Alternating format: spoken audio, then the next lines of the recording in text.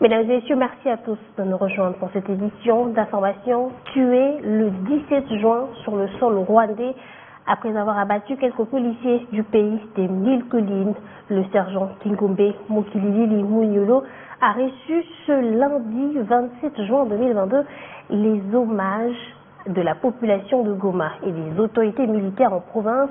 C'était au cours d'une cérémonie présidée par le gouverneur militaire, le lieutenant-général Ndima Constant au Stade Afia. Pour les militants des mouvements citoyens, ce sergent congolais reste un héros et un modèle pour la jeunesse. Les détails dans cet élément de Patrick Ciellois.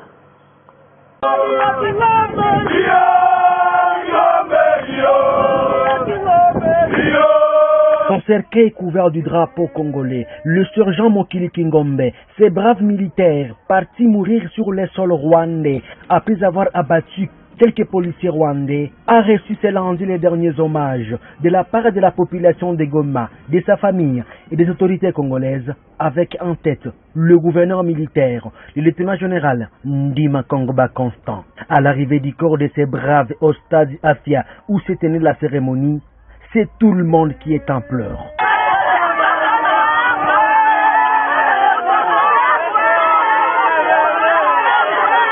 Mokili Kingombe, qui laisse une veuve et 6 orphelins, a été incorporé dans l'armée congolaise en 2008, précise le commandant adjoint 34e région militaire, chargé des opérations et renseignements. La personne pour laquelle nous sommes réunis en ce moment ici s'appelle Mokili Kingombe Munyolo.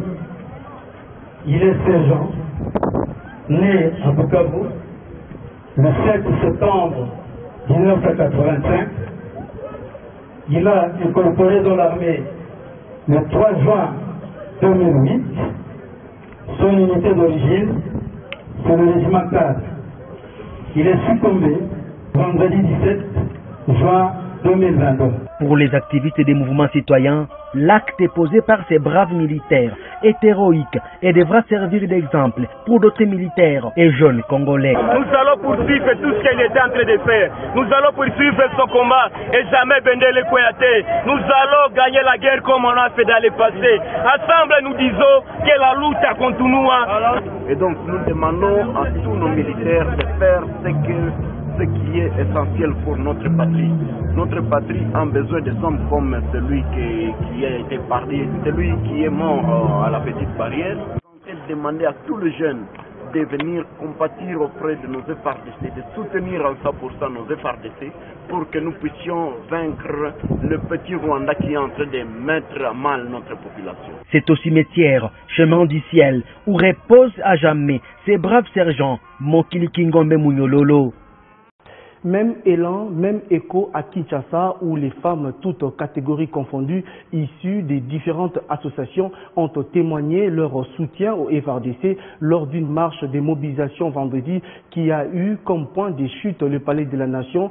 Ces femmes ont remis une Bible à remettre au chef de l'État, symbole de la paix et des victoires. Elle appelle les Congolais à faire montre de solidarité en cette période où le pays connaît une énième agression rwandaise. C'est une mobilisation tout azimut de femmes congolaises, toutes tendances confondues, pour soutenir les forces armées de la République démocratique du Congo, engagées au front depuis plus d'un mois face aux rebelles du M23, soutenus par leur allié, le Rwanda. Bandeaux blancs sur les têtes en signe de paix et calico en main, avec des messages de mécontentement contre le modus operandi de Paul Kagame. Ces femmes ont marché de la place Gare Centrale jusqu'au Palais de la Nation. Nous nous étonnons aujourd'hui, ça fait plus de 20 ans que le Congo est agressé par le Rwanda, aujourd'hui tout le monde le sait. Mais je vois que tout le monde fait semblant. Alors les femmes se sont dit non, on ne peut plus continuer comme ça. Il faut que ces choses s'arrêtent, nous devons continuer, nous devons dénoncer. Parce que continuer à se taire, c'est devenir complice de ce qui se passe à l'Est. Nous ne pouvons pas continuer à voir nos frères et sœurs mourir alors que nous sommes là. Les femmes se sont mises debout, elles se sont mises ensemble pour dire « et coquille ». Et voilà, c'est pour ça que vous nous voyez ici, pour demander surtout à la communauté internationale, de la même manière qu'ils se sont levés pour l'Ukraine, qui se lèvent pour la RDC.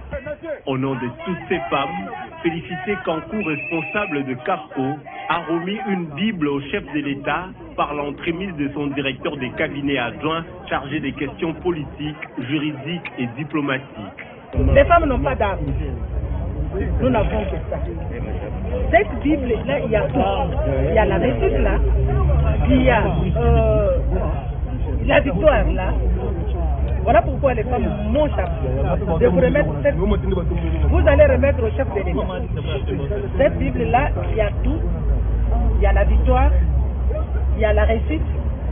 Dites-lui que les femmes congolaises au sein des CAFCO sont des meilleures personnes. Alors personne. Il faudra marcher sur lui. Merci.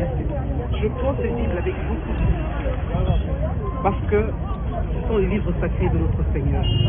Et dans cette Bible que vous offrez au chef de l'État et à la nation entière, dedans il y a des paroles d'amour, de paix.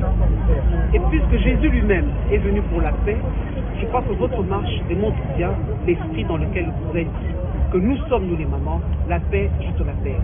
Parce que si la paix n'est pas là, il n'y aura pas possibilité de se développer. Or, le président de la République, vous savez très bien, il a mis à cœur de développer ce pays pour que nous vivions en harmonie avec nous-mêmes, en harmonie avec la communauté internationale, mais à condition que les règles de la paix soient pas hypocrites mais réelles. C'est ainsi que je pense et que je remettrai personnellement au président de la République pour montrer que chef, aux aïeux mon côté, battu par la Des manifestations citoyennes se succèdent depuis la détérioration des relations entre Kinshasa et Kigali suite à la résurgence du mouvement rebelle M23. Une autre marche prévue ce samedi à Kinshasa est une initiative de mouvement citoyen.